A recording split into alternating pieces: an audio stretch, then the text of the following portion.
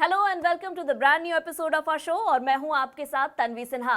हम अपने इस खास शो में आपकी मुलाकात कराते हैं एक ऐसे चर्चित शख्सियत से जिन्होंने सोशल मीडिया की दुनिया में अपनी एक अलग पहचान बनाई है अपने फिनेंस रिलेटेड कंटेंट के जरिए।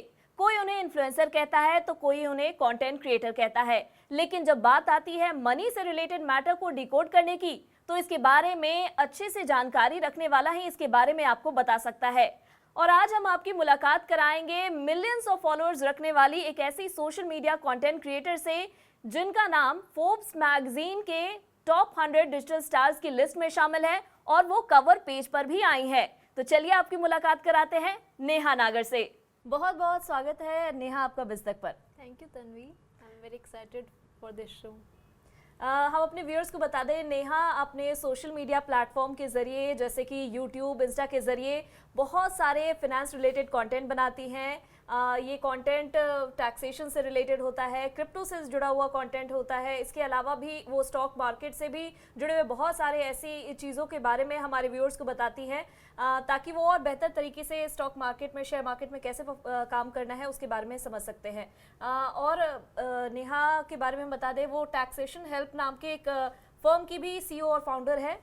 नेहा, इतनी सारी चीज़ों के बीच में हम आपसे जानना चाहेंगे, नेहा नागर क्या अभी जहाँ पर है वहाँ पर सेटिस्फाइड है? उसका सपना क्या है? वो आगे क्या करना चाहती है? आई थिंक ये हमारा ह्यूमन नेचर है। सेटिस्फाइड तो शायद ही हम किसी चीज़ से होते हैं। अगर हम लेवल ए पे आ जाते हैं तो फिर हमें लेवल बी पे जाना होता है, बी पे आएंगे तो सी पे जाना है। तो सेम अभी मेरे साथ सिचुएशन है। तो और मेरे सपने क्या है कि मैं लार्जर ऑडियंस तक रीच आउट कर सकूं, मैं लार्जर या कहे कि घर घर पहुंच सकूं, फाइनेंशियल लिटरेट कर सकूं सबको, चाहे वो एजुकेशन हो या फिर कोई डिसीज़न लेना हो। हर चीज़ में, फाइनेंशियल मैटर्स में मैं कहीं ना कहीं से किसी की मदद कर सकूं। सो कभी अगर किसी को कन्फ्यूजन हो घर खरीदना है कि नहीं खरीदना है, गाड़ी खरीदनी है कि नहीं खरीदनी है, तो मेरी एक वीडियो हो उस पर और लोग उसको देखकर अपने लिए एक डिसीज़न ले पाए बेटर। जी नेहा, जिस समय हमने देखा कि कोविड के दौरान जब सोशल मीडिया से जुड़े हुए जितने भी लोग थे और जो लोग नहीं भी सोशल मीडिया को देखते थे, जो इंटरनेट सर्व करते थे, उनका जो जुड़ाव था वो इन सभी प्लेटफॉर्म से काफ़ी बढ़ गया था। बहुत सारे कंटेंट क्रिएटर्स आए और मुझे लगता है कि उस दौरान लोगों के मन में फिनेंस को रिलेटेड भी बहुत ज़्यादा जागरूकता बढ़ी है। वो इन चीज़ों को ज़्यादा समझने लगे हैं और वो चाहते हैं कि कोई ऐसा कंटेंट क्रिएटर हो जो उसके बारे में उनको बता सके। क्या आपको लगता है कि कोविड पैंडेमिक ने पूरे जो डायनामिक्स है, पूरे जो इकोसिस्टम है उसमें बदलाव किया है और अब फिनेंस से जुड़ी हुई चीज़ों को भी लोग जानने में बहुत ज़्यादा इंटरेस्टेड होने लगे हैं? आई वुड से कि ये चीज़ें पहले से चल रही थी। जैसे 2016 में हमारा पहले यूपीआई आया, डीमोनेटाइजेशन हुआ एंड इसकी वजह से इंडिया डिजिटली बहुत ज़्यादा मूव करने लग गया। फिर बहुत सारी ऐसी स्कीम्स आई या बहुत सारी अपॉर्चुनिटीज़ आई कि लोगों के घर घर फ़ोन पहुंच गया, जैसे कि जियो। तो जियो ने घर घर फ़ोन पहुंचा दिया, इंटरनेट पहुंचा दिया बहुत ही सस्ते प्राइस में। तो ये सब चल ही रहा था। फिर इसको बूस्ट देने के लिए कोविड जी आ गया। तो कोविड में हम लोग मजबूर हो गए घर बैठने पर। तो घर बैठ के अब क्या करेंगे, स्क्रॉलिंग ही करेंगे। तो स्क्रॉलिंग करते रहे लोग एंड देन क्योंकि लॉकडाउन था तो जैसे कि आजिम प्रेम जी की एक यूनिवर्सिटी है, उनकी एक रिसर्च रिपोर्ट थी कि लॉकडाउन, जो पहला लॉकडाउन था, उसकी वजह से 23 करोड़ लोग बिलो द पॉवर्टी हिट कर गए। यानी 15-20% का इंक्रीज़ हो गया एकदम से जो बिलो पॉवर्टी लाइन में आते हैं लोग। तो ये बहुत बड़ा नंबर है। तो ये जो नंबर है ये तो बिलो पॉवर्टी का है, लेकिन जो मीडियम, जो हम मिडिल क्लास है, उनको कितनी सारी प्रॉब्लम्स का सामना करना पड़ा होगा। तो so they went to social media just to for fun और एंटरटेनमेंट की लाइफ में बहुत सारी प्रॉब्लम्स है, थोड़ा रिलैक्स करते हैं। एंड देन फिर जब इनकम सोर्सेज के बारे में हो या बिजनेस के बारे में, इंडिया में क्या चल रहा है, अगर वो भी वही सब इन्फॉर्मेशन मिल रहा है तो लोग इजीली ग्रैब करने लग गए कि अब हम कैसे कमा सकते हैं या कैसे पैसे को मैनेज कर सकते हैं। तो इन सब रीजंस की वजह से हम जैसे फाइनेंशियल कंटेंट क्रिएटर्स का जो करियर है वो चल पड़ा, हमारे वीडियोस को व्यूज़ मिलने लग गए। मुझे याद है मेरी फर्स्ट वीडियो भी कुछ ऐसे ही थी, एमएसएमईज़ के बारे में। गवर्नमेंट ने लॉकडाउन में कुछ एमएसएमई पैकेजेस निकाले थे जिसको हम आत्मनिर्भर भारत पैकेज बोलते हैं। तो मैंने उनको एक्सप्लेन करते हुए शॉर्ट वीडियोस बनाई थी 30 सेकेंड्स वाली, जबकि जो टिकटॉक प्लेटफॉर्म था उस पर। तो विद इन 2-3 वीडियोज़ मुझे मिलियन हिट्स मिलने लग गए, क्योंकि लोग जानना चाहते थे कि हमारे लिए अब गवर्नमेंट क्या कर रही है, और अब अगर हम घर पे बैठे तो कोई बिज़नेस कर सकते हैं क्या, बिज़नेस कर सकते हैं तो गवर्नमेंट हमारी कैसे मदद कर सकती है, कोई लोन मिल रहा है हमें, किस रेट पे मिल रहा है लोन। तो इवन ITR का भी टाइम उसी वक्त था, तो उस पर भी थोड़ा सा मैंने गाइडेंस किया कि कौन सी ITR आप कर सकते हो, कौन सी नहीं। तो इस वजह से मेरा जो करियर है इस वजह से चला, क्योंकि कोविड था, ये सारे रीजंस थे और मुझे व्यूज़ मिलने लग गए। जी, कोविड मुझे लगता है फेज़ आपके लिए एक बूम की तरह है। आपको एक अच्छा प्लेटफॉर्म भी मिला, आपको मौका मिला लोगों तक पहुंचने का। आपकी जर्नी के बारे में तो हमें इनिशियली पता चल गया, क्योंकि आपने जैसा बताया कि कोविड के दौरान आपने कंटेंट क्रिएशन में अपना कदम रखा और आप आगे बढ़ती गई। हम आपसे जानना चाहेंगे आपके शुरुआती दिन कैसे थे, like your growing up days कैसे थे, आप का बचपन किस तरीके से गुजरा, आपका मनी के साथ क्या रिलेशनशिप था उस दौरान? So like majority of India, like ज़्यादातर जितनी पॉपुलेशन है वो मिडिल क्लास या लोअर मिडिल क्लास से ही होती है। तो अपना भी सेम ही सीन था, इतना ज़्यादा घर में पैसा नहीं था, किसान फैमिली से हम बिलोंग करते हैं। तो ऐसा लगता था कि यार पैसा होना तो बहुत ज़रूरी है, जिसके पास पैसा है वही दुनिया को कंट्रोल कर रहा है। तो उस वक्त क्योंकि हमें इतना इंटरनेट तो था नहीं सर कि हम दुनिया के बारे में जान सकें, हम टीवी वगैरह देखा करते थे, तो वहाँ पर बिजनेस वुमेन को बहुत स्ट्रॉन्ग, कॉन्फिडेंट, ब्यूटीफुल, इंडिपेंडेंट दिखाया जाता था टीवी शोज़ में, मूवीज़ में। तो मुझे भी लगा यार मेरे को भी यही करना है, इनके पास पैसा होता है बहुत ज़्यादा नहीं पता था कौन सा बिज़नेस करना है, कैसे करना है। तो वहाँ से थोड़ा सा इंस्पिरेशन मिला। एंड देन घर की सिचुएशन स्टार्टिंग में फाइनेंशियली ठीक नहीं थी, देन धीरे धीरे वो चेंज होने लगी। तो उसी दौरान मेरा मनी से जो रिलेशनशिप था वो भी चेंज हुआ। लाइक जो मेरे बिल्कुल अर्ली डेज थे जब मैं 10th क्लास में थी, तो थोड़ा सा नेगेटिव, थोड़ा सा मेरा रिलेशनशिप था। बट देन मैंने रियलाइज़ किया कि पैसे को समझना बहुत ज़रूरी है, पैसे से पैसा बहुत ज़्यादा बन सकता है, बहुत अपॉर्चुनिटीज़ है। क्योंकि जब हमारे पास पैसा नहीं होता है या फिर हम बहुत सारे तंगी में रहते हैं पैसे की, तो हम बहुत नेगेटिव से हो जाते हैं। जिसके पास पैसा होता है उसको पुट डाउन करने की कोशिश करते हैं, वो तुम्हारे तो बाप दादा रईस थे इसलिए तुम्हारे पास पैसा है, तुम शो ऑफ कर सकते हो, बट हमारे पास तो नहीं है। तो काइंड ऑफ नेगेटिविटी आ जाती है उस पॉइंट पे, तो वो भी मेरे में थी। बट धीरे धीरे फिर वो मैंने चेंज की, क्योंकि मुझे वो सपना मिल गया था कि मुझे बिजनेस वूमेन इंडिपेंडेंट बनना है। तो उस सपने ने मुझे फिर खींचा इन नेगेटिविटीज़ से, इनसिक्योरिटीज़ से। And then one by one मैंने स्टेप्स लिए, एंड आई थिंक अभी मेरा रिलेशनशिप मनी के साथ काफ़ी बेटर है। नेहा, कोई ऐसा पॉइंट या कोई ऐसा समय आपको याद आता है जिस समय आपको लगा हो कि ये आपके लाइफ का टर्निंग पॉइंट एक तरह से आप कह सकती हो कि इसके बाद मुझे लगा कि नहीं, पैसा लाइफ में बहुत ज़्यादा इम्पॉर्टेंट है और वो हमें मतलब एक मेहनत के बाद एक तरीके से उसको हासिल करने के लिए उसकी तरफ एफर्ट्स डालने की ज़रूरत है? आई बिलीव ऐसा एग्जैक्ट पॉइंट किसी की लाइफ में नहीं होता है कि एकदम उसी पॉइंट पे हमें याद आया कि ये चीज़ें करनी है, या फिर महसूस होता है कि ये चीज़ें करनी है। बहुत सारे इवेंट्स होते हैं लाइफ में जब लगता है कि हाँ पैसे बहुत इम्पॉर्टेंट है या पैसे हमें कमाने चाहिए। तो वो बचपन से ही बहुत सारी जगह जब हमें लगा कि यार इस वक्त हमारे पास पैसा होना चाहिए था, या फिर हमारे रिलेटिव्स के पास बहुत ज़्यादा पैसा है, उस वक्त हमारे पास नहीं है। जैसे कि मेरे पापा के पास एक बाइक थी और हम 5 लोग एक ही बाइक पे जाया करते थे। So it was till I was in 10th class. तो 10वीं क्लास में मैं काफ़ी बड़ी थी, लाइक 13 और 14 की होंगी। तो तब भी हम लोग ऐसे, तो काफ़ी खुद अगर मैं एज अ टीनेजर सोचूं तो टीनेजर के लिए काफ़ी ह्यूमिलेटिंग सा होता है। वो सोचता है कि यार मेरे पेरेंट्स के पास पैसा क्यों नहीं है, या वो खर्च क्यों नहीं करते हैं, तो वो नेगेटिव सा रिलेशनशिप होता है। बट देन फिर लगा था कि यार कुछ चेंज तो करना पड़ेगा ना, हमेशा मैं ऐसे ब्लेम तो नहीं करती रहूँगी।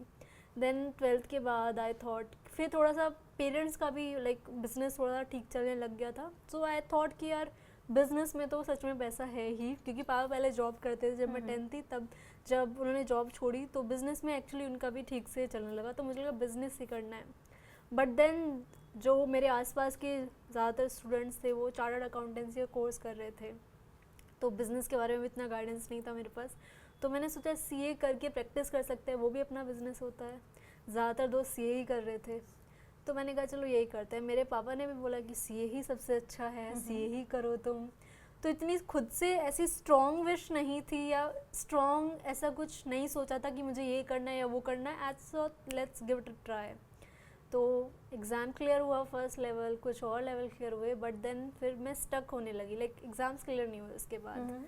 तो वो दौर थोड़ा डिफ़िकल्ट रहा था, क्योंकि तुम्हें लग रहा होता है कि तुम इम्प्रूव कर रहे हो, तुम गांव से आए हो शहर में, तुमने थोड़ा सा ठीक से मार्क्स ले आए तुम 10th-12th में, तो तब लग रहा था कि तुम बेटर कर सकते हो अपनी लाइफ। बट देन फिर जब उसी फेज़ में बार बार फेलियर मिल रहा है तो लग रहा है कि नहीं यार इतना ही हो सकता था शायद, अब और आगे नहीं हो पाएगा।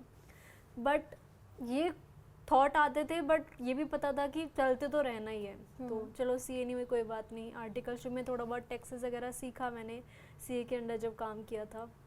तो उसके बाद फिर मैंने बीपीओ में जॉब किया 1-1.5 साल, क्योंकि मुझे करना था एमबीए। जिनका सीए नहीं होता उन्हें एमबीए फाइनेंस करना होता है, तो उसमें थोड़ा बहुत फ़ीस चाहिए होता है, एमबीए की फ़ीस बहुत ज़्यादा होती है। देन मैंने कुछ सिलेक्ट किए दिल्ली में कॉलेजेस कि किसकी सबसे ज़्यादा कम फीस होती है लेकिन डिसेंट प्लेसमेंट होती है। तो इट वाज इंद्रप्रस्थ यूनिवर्सिटी, तो उसकी 2-2.5 लाख फीस थी। तो मैंने कहा इतना तो थोड़ा बहुत कमाना पड़ेगा 1-1.5 साल काम करके। तो मैंने बीपीओ में जॉब किया था और वहाँ से थोड़ा बहुत अर्न किया अपने एमबीए के लिए, थोड़ा फिर वापस ले लिया एंड देन मैंने फिर एडमिशन लिया। बट मुझे बहुत ज़्यादा चेंज किया था बीपीओ के जो एक्सपीरियंस था ना उसने, क्योंकि वहाँ पर डिफरेंट काइंड ऑफ पीपल आए थे, लाइक जिनका फेलियर जो बहुत अलग था। कुछ एक्टर्स बनना चाहते थे, नहीं बने तो फिर ऐसे काम करने लगे। कुछ अच्छी खासी जॉब थी बट किसी रीज़न से वो छूट गई, फिर और कोई जॉब ही नहीं मिली 2-3 साल तक, तो फिर वो बीपीओ में आ गए। तो बहुत डिफरेंट, लाइक एकदम यूनिक स्टोरीज थी सबकी। तो मुझे लगा नहीं कि मैं कुछ अलग हूँ, मुझे लगा कि यार सबके साथ ही ऐसा होता है लाइफ में, एंड ये लोग भी लाइक हम सभी इतना ज़्यादा मेहनत कर रहे हैं और हम फिर भी लगे हुए हैं। तो वो एक तरीके से मेरे लिए बहुत बड़ा मोटिवेशन था टू कीप गोइंग। नेहा, आपने बीच में बताया कि आप जब छोटी थी तो आपने टीवी में और सीरियल्स में देखा तो आपको लगा कि बिजनेस वुमेन आपको बनना है। और मुझे लगता है कि अभी जो आपने अपने जर्नी के बारे में बताया और आपने कहा कि जब आपको एमबीए करना था तो आपके मन में था कि आप कुछ पैसा कमा लेंगी और कुछ फाइनेंस आप खुद की तरफ से कर सके, अपने कोर्स की फीस आप खुद दे सके। और मुझे लगता है वहीं से शुरुआत तो हो चुकी थी, क्योंकि आपको खुद लग रहा था कि आपको इंडिपेंडेंट होना है, अपनी पढ़ाई के लिए भी पैसा आपको खुद इकट्ठा करके और आगे बढ़ना है।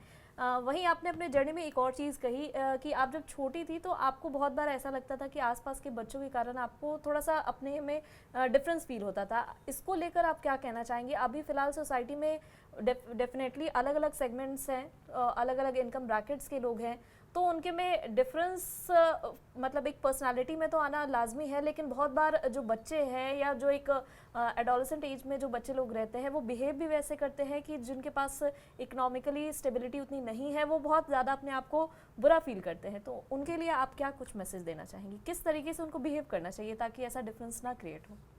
आई बिलीव जो हमारी जनरेशन थी वो इतनी ज़्यादा गाइड नहीं की गई चीज़ों को लेकर, बट जो अभी जनरेशन आ रही है उनके पास एक तो इंटरनेट है, हमारी वीडियोस है, तो काफ़ी कुछ सीख सकते हैं।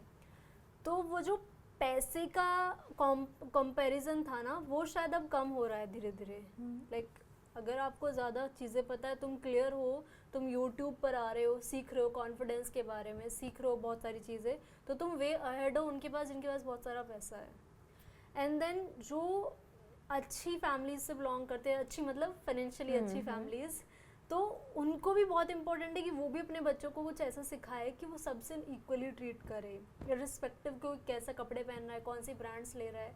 ये होता था हमारे टाइम पे, लाइक हम लोग बहुत कॉन्शियस होते थे कि बाकियों की ब्रांड्स को देखकर या कपड़े, या लोग अपने घर की बातें करते थे कि फॉरेन जा रहे हैं वो वेकेशंस पे या घूमने जा रहे हैं। हम तो शायद जब हमारी 12th हो गई तब हमने कहीं घूमने जाना स्टार्ट किया था।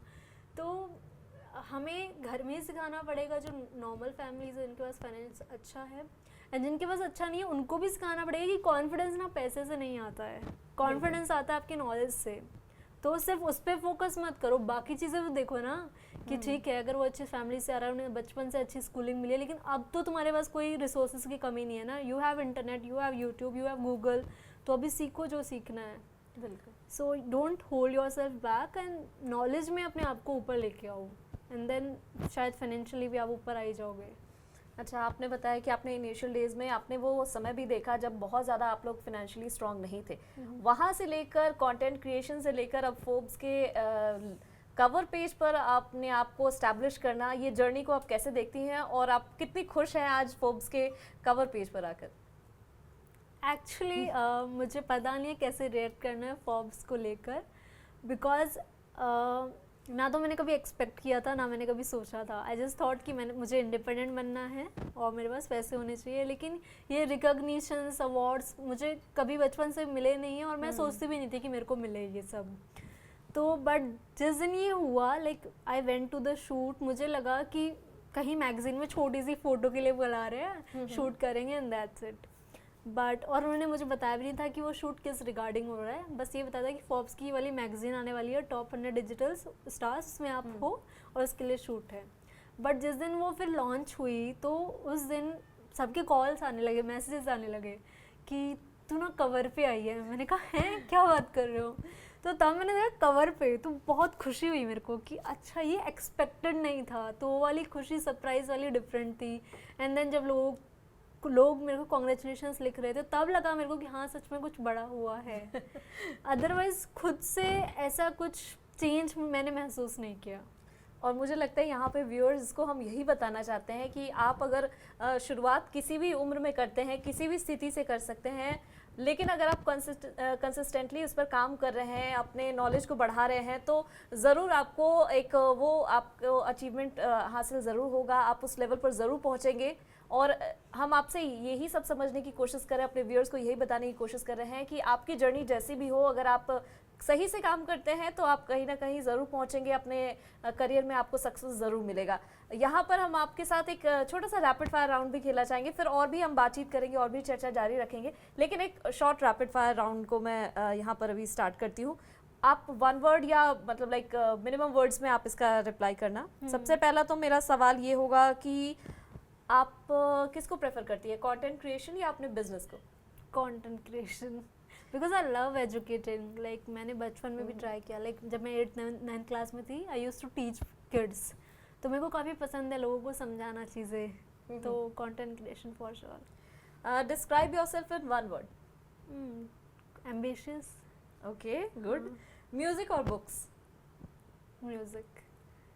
बुक्स आप पढ़ती हैं? हाँ। कोई ऐसे फाइनेंस से रिलेटेड कोई बुक्स को आप जो रिकमेंड कर सके हमारे व्यूअर्स को? Psychology of money, rich dad poor dad, the richest man of Babylon. ये 3 बुक ऐसी है जो आपको एंट्री दिला देंगी फाइनेंस वर्ल्ड में। लाइक तुम्हारे बेसिक कॉन्सेप्ट्स और पैसे को कैसे मैनेज करना है। पैसा एक टूल होता है, एक आपके लिए बहुत बड़ी अपॉर्चुनिटी है पैसा, और पैसे को हेट मत करो। तो बहुत सारे ऐसे कॉन्सेप्ट है कि पैसे से दूर मत भागो, या जिसके पास पैसा है उसकी बुराई मत करो। बहुत सारे ऐसे टीचिंग्स है, लेसन्स हैं इन बुक्स में, तो वो पढ़ोगे तो काफ़ी ज़्यादा आपको क्लैरिटी हो जाएगी अपनी लाइफ के बारे में। अच्छा, ये तो मैंने बुक्स के बारे में आपसे पूछ लिया, जो आपको उतना पसंद नहीं है। म्यूजिक आपको पसंद है, किस तरह के म्यूजिक को आप प्रेफर करती हैं? म्यूज़िक आई थिंक किसी भी काइंड का हो, लाइक अगर कोई स्लो म्यूज़िक है, लाइक अरिजीत सिंह का कोई गाना है। आई थिंक बुक भी I would prefer, but music, हाँ म्यूजिक ज़्यादा प्रेफर करूँगी। Okay, next question is first income that you received, और वो कितना था? आई थिंक 2000 रुपये जो पहले मैं ट्यूशन से वगैरह पढ़ाया था। अगर उसके बाद बात करूँ, वो भी 2-3 हज़ार ही था, वो सी आर्टिकलशिप में इतना ही देते थे, तो 2-3 हज़ार ही मेरा पहला जो अमाउंट था वो इतना ही रहा था। सबसे महंगी चीज़ जो आपने खरीदी हो? आई थिंक सबसे पहले नहीं, कोई भी सबसे महंगी चीज़ अभी तक आपने जो खरीदी हो। हाँ। मे बी कोई चीज़ या कोई ऑफिस जिसमें हम बैठे हैं। ओके। हाँ। इसके अलावा क्रिएटिव वर्ल्ड में आप खुद को अगर स्टैब्लिश नहीं कर पाती तो फिर आप क्या होती? आई थिंक अपना बिजनेस चला रही होती, बट कुछ ना कुछ तो ज़रूर कर रही होती। इसके अलावा 5 साल के बाद आप खुद को कहाँ पर देखती हैं? मैं ज़्यादा ऑडियंस तक रीच आउट कर सकूं और ज़्यादा से ज़्यादा लोगों को फाइनेंशियल लिटरेट कर सकूं, कि उनके जो कॉन्सेप्ट्स हैं मनी के रिगार्डिंग, जो बुक्स में लिखे होते हैं, जो डिसीजंस लेने होते हैं हमें अपनी लाइफ के बारे में, इंश्योरेंस के बारे में, तो वो क्लियर कर सकूं लोगों तक। ओके। एक वैसा कोई कमेंट आपको याद है या कोई ऐसा इंटरेक्शन जो आपके फॉलोअर के साथ आपका हुआ हो जो आप बहुत चेरिश करती हैं, आपके दिमाग में वो बना हुआ है अभी तक? आई थिंक जो ऑडियंस यंग है ना, वो एकदम खुश हो जाते हैं देख के, और वो ऐसे वेव करते हैं कि जैसे कौन मिल गया है उन्हें। तो आई थिंक ये इनकी एज होती है लाइक 18, 19 या 20, आई थिंक 20 के आसपास। तो एक कॉलेज में मैं गई थी TEDx इवेंट के लिए, तो वहाँ पर इतने प्यार से लोग ग्रीट करते हैं ना, लाइक उनकी आंखों में वो रिस्पेक्ट, वो प्यार दिखता है ना, मुझे लगता है बस इसी के लिए मैं काम कर रही हूँ। बिल्कुल, और वो जो चमक जो आपको व्यूअर से मिलती होगी, वो चमक अभी हमें आपके आंखों में देखने को मिल रही है। और मुझे लगता है कि यही कनेक्शन है जो आपको आगे लेकर जा रहा है और आप लगातार लोगों के मन में, लोगों के दिमाग में अपनी जगह बना पा रही हैं। जो आपके बोलने का जो लहजा है ना, वो बहुत ही सिंपल और बहुत ही अच्छा रहता है। वो मैं आपके कंटेंट को भी फॉलो करती हूँ, तो मुझे वो काफ़ी रिलेटेबल लगता है। यहीं पे जो बात हम कर रहे हैं, वैसे विमेन की जो घर में है, कुछ करना चाहती हैं, कुछ अपनी कामों की शुरुआत करना चाहती हैं, लेकिन उनको वो रास्ता नहीं मिल पाता है या शायद फैमिली की तरफ से सपोर्ट नहीं मिल पाता है। वैसे में आप अपने कंटेंट के जरिए उनको क्या मैसेज देना चाहेंगी आगे के दिनों में, या तो अभी आप उनको क्या कहना चाहेंगी, वो कैसे आगे बढ़ सकती हैं? सो अगर पहला प्रॉब्लम ये है कि फैमिली अलाउ नहीं करती है, तो पहले आपको रीज़न ढूंढना है कि क्यों, क्या वो घर से बाहर जाना अलाउ नहीं करती है, पर्टिकुलर उसी काम को अलाउ नहीं करती है। तो जनरली हम जिद पकड़ के बैठ जाते हैं कि हमें तो यही करना है, जबकि ऐसा हो सकता है कि अभी हम ये ना करें, पहले जो वो बोल रहे हैं वो करके या थोड़ा सा उसको अपने अकॉर्डिंग करके एंड देन फिर जो हमें करना था वो कर ले हम। तो वो टेढ़ा रास्ता भी अपना सकते हो, ज़रूरी नहीं है कि आप एकदम ज़िद करो कि मुझे ये करना है। पहले रीज़न ढूंढो कि क्यों नहीं करने दे रहे हैं, फिर देखो कि आप कैपेबल हो क्या 100%। अगर आप कैपेबल हो, आपको कॉन्फिडेंस है, आप उसकी नॉलेज रखते हो, टैलेंट रखते हो अपना, और आई थिंक नॉलेज और टैलेंट से ज़्यादा इम्पोर्टेंट होता है कि आप ना बहुत ज़्यादा कॉन्फिडेंट हो कि आप ना कर लोगे, आप रुकोगे नहीं। अगर आप में वो जुनून है तो फिर चाहे पेरेंट्स मना करे, फिर कोई भी मना करे, आपको रुकना नहीं चाहिए, फर्स्ट स्टेप लो। तो लाइक अगर आपको एक्टर बनना है तो फर्स्ट स्टेप वुड बी, अगर घर से ही बैठ के करना है तो लाइक वीडियोस बना के डालो आप शॉर्ट वीडियो प्लेटफॉर्म्स पे या फिर यूट्यूब पर, and then you can take it forward. ऐसा नहीं कि डायरेक्टली तुम्हें मुंबई जाना है और वहीं चीज़ें करनी है, तो एकदम वो बड़ा वाला स्टेप मत सोचो, बेबी स्टेप्स लेके चीज़ें करो तो वो हासिल हो जाएगी। तो सारी वुमेन्स के लिए यही है कि अगर आपकी शादी भी हो गई है और आपको लग रहा है कि अब आपको कुछ करना है, तो घर से थोड़ा शुरुआत करो, धीरे धीरे घर का माहौल बदलेगा आपको कुछ करते हुए देख के, फिर वो थोड़े और लाइट हो जाएंगे, फिर आप अपना खुद कुछ भी कर सकते हैं। जी, आपका खुद का फॉर्म जो है टैक्सेशन हेल्प, उसके लिए भी आप काम करती हैं, आप लगातार कंटेंट भी बनाती हैं, आप बहुत सारे इवेंट्स में भी जाती होंगी। ये सभी चीज़ों को बैलेंस करने के साथ ही आपका खुद का फैमिली है, आपके इन लॉज हैं, इन सभी को आप कैसे मैनेज कर पाती हैं और आपको फैमिली से कितना सपोर्ट मिलता है? आई थिंक बहुत इम्पोर्टेंट लाइफ में क्लैरिटी होना, कि क्लियर होना अपने गोल्स के बारे में, अपनी लाइफ के बारे में, कि आपके लिए क्या इम्पोर्टेंट रखता है, आपको पहले पता हो। कई बार हम अपने आप से ही लाइक अपने आप को ही नहीं जानते, सेल्फ अवेयर नहीं होते हैं कि हमें क्या चाहिए होता है या हमारे लिए क्या इम्पोर्टेंट है। तो फर्स्ट स्टेप शुड बी कि आपको अपने बारे में पता होना चाहिए, एंड देन फिर आप फिगर आउट करो कि कौन क्या चीज़ प्रायोरिटी पे है। लाइक अगर आज मैं सुबह उठी हूँ, तो अगर मेरी कोई बिजनेस मीटिंग है वो प्रायोरिटी है या फिर कंटेंट क्रिएशन प्रायोरिटी है, कौन सा काम मैं पहले करूँगी। तो लाइक वो सेट ऑफ लिस्ट बनाई एंड देन वो एक बार 1 बाय 1 काम करते गए, तो उससे थोड़ा ईज आउट हो जाता है। एंड प्लानिंग करना बहुत इंपॉर्टेंट है, सोने से पहले कि ये टिक हो गया है और जागने के बाद कि ये करना है, तो that is very important. And the other question you asked about family, so जैसे स्टार्ट करते हैं हम तो थोड़ा हेजिटेंट होती है फैमिली कि ये क्या कर रहे हैं या कुछ डिफरेंट कर रहे हैं, लाइक वो भी कॉन्फिडेंट नहीं होते, आप खुद भी कॉन्फिडेंस नहीं होते, लेकिन as soon as you get confidence तो उनका भी जो रवैया वो चेंज हो जाता है, वो बहुत सपोर्टिव हो जाते हैं। तो मेरे साथ भी बिल्कुल सेम हुआ है कि मेरी फैमिली बहुत ज़्यादा सपोर्टिव है। लाइक जब मैं बहुत ज़्यादा यंग थी तो ऐसा मैं ड्रीम करती थी कि मेरी इन लॉज या मेरी फैमिली ऐसी होनी चाहिए, तो एग्जैक्टली वैसी ही है। तो I would give credits to them also, but clarity life में होनी चाहिए, तो फिर आपको शायद सारी चीज़ें मिल जाएंगी जो आपको चाहिए होती है। जी बिल्कुल, अगर आप अपनी तरफ से वो कॉन्फिडेंस दिखाती हैं तो आपके आसपास वाले लोगों को भी आप पे कॉन्फिडेंस आ ही जाता है। एक चीज़ मैं जानना चाहूँगी आपसे, इन्वेस्टमेंट और फाइनेंशियल प्लानिंग कितनी इंपॉर्टेंट आपको लगती है और किस एज में उसके बारे में लोगों को बताना ज़रूरी हो जाता है? लाइक मतलब क्या बचपन से ही लोगों को बेबी स्टेप्स के साथ तो वो बताना शुरू कर देना चाहिए, या लेटर स्टेजेस ऑफ लाइफ में कौन सा ऐसा एज ग्रुप है जिसमें आपको लगता है कि ये शुरू कर देना चाहिए? आई थिंक आफ्टर 8 ईयर और 9 ईयर हमें धीरे धीरे छोटे छोटे कॉन्सेप्ट इंट्रोड्यूस कर देना चाहिए, जैसे कि बजटिंग। आप ग्रॉसरी शॉपिंग पे जा रहे हो तो थोड़ा बहुत उनको क्लू दे दो कि आप ना इतने रुपए में आज इतनी चीज़ें लेके आए हो, थोड़ा थोड़ा इंट्रोड्यूस कर दो कॉन्सेप्ट्स कि आपके पास इतने रुपए हैं और आप इस मंथ में इतना ही कुछ कर सकते हैं।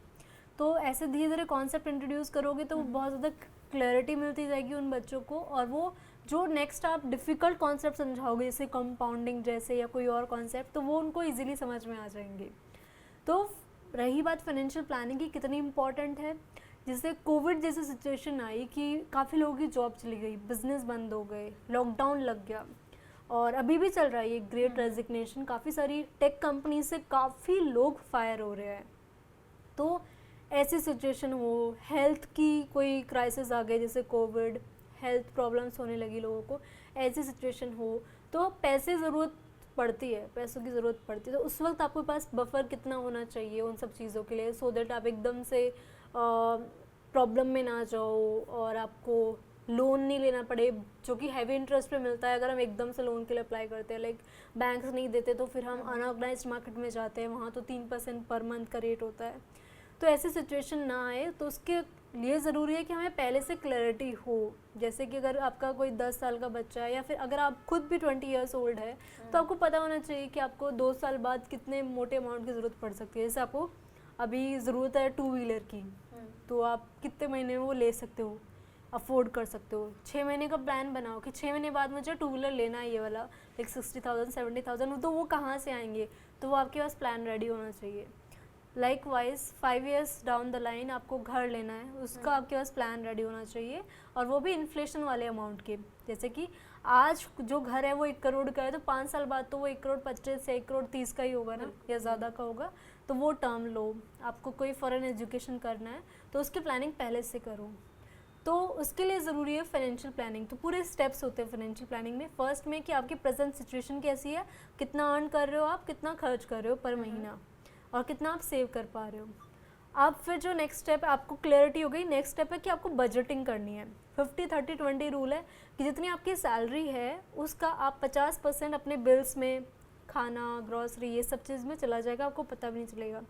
देन जो 30% है वो आपकी, क्योंकि अभी आप यंग हो या फिर आपको लाइफ जीना ज़्यादा इंपॉर्टेंट लगता है, तो नए कपड़े लेना, वेकेशंस पे जाना या वो सारी चीज़ें करना, वो कंपलसरी नहीं है लेकिन आप अपने लिए करना चाहते हो। एंड देन वो 20% जो बाकी है वो सबसे पहले हमें निकाल के रख देना है। लाइक सैलरी आई 20% वो निकाल के रख दिया, और ये मुझे इन्वेस्ट करना है अपने फ्यूचर के लिए, अपनी फॉरेन एजुकेशन के लिए, घर के लिए, बाकी चीज़ों के लिए, या अपने आप को एजुकेट करने के लिए। तो ये बजटिंग का रूल होता है जो हमें कंसिस्टेंटली फॉलो करना ही चाहिए। नेहा, यहाँ पर बीच में मैं आपसे पूछना चाहूँगी, इन्वेस्टमेंट की जहाँ बात आती है, अगर मुझे बहुत ज़्यादा इसके बारे में जानकारी अगर नहीं है तो मैं अपने इन्वेस्टमेंट जर्नी की शुरुआत किस मेथड के साथ कर सकती हूँ, किस को आप सबसे बेसिक इन्वेस्टमेंट ऑप्शन बताना चाहेंगे? आई बिलीव जैसे मैंने फर्स्ट स्टेप बताया कि आपको क्लियर होना चाहिए आपकी कितनी इनकमिंग है, कितनी आउटगोइंग है। देन बजटिंग कर लिया आपने, 20% आपने बचा के रख लिया। आप जो 20% है इसका क्या करना है, आपको लाइफ गोल्स बनाए आपने कि इंश्योरेंस लेना है, लाइफ इंश्योरेंस लेना है या मोटर इंश्योरेंस, तो उसमें आपने लगा दिया ये सारे पैसे।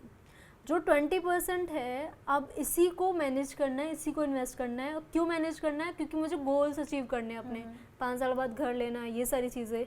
तो उसके लिए ज़रूरी है कि हर एक गोल के लिए मैं कोई इन्वेस्टमेंट प्रोडक्ट चूज़ करूँ जी। तो पहले गोल क्लियर हो गए, देन हम जा सकते हैं कि अच्छा मुझे ना 5 साल बाद इतना पैसा चाहिए, और मैं अभी यंग हूँ, मेरी कोई बीमारी नहीं है, मेरे पास कोई डिपेंडेंट नहीं है, तो मेरा ना रिस्क टेकिंग कैपेसिटी काफ़ी हाई है।